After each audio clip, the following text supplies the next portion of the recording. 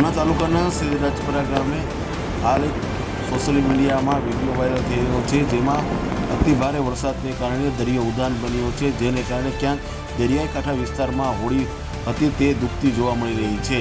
ત્યારે હાલ સવારથી અતિ ભારે વરસાદને કારણે નદી નાળાઓ છલકાયા છે, ત્યારે ઘોડા નદીઓમાં પૂર આવ્યા છે। ત્યારે આ વરસાદને કારણે ક્યાંક ને ક્યાંક જીવન અસ્તવ્યસ્ત થઈ રહ્યું છે। ત્યારે ઉના તાલુકાના દરેક સમાચાર તથા લોકલ સમાચાર જોવા માટે અમારી ઉના ન્યૂઝ ચેનલ સબસ્ક્રાઈબ કરો તથા ધંધાકીય જાહેરાત આપવા માટે અમારો સંપર્ક કરો।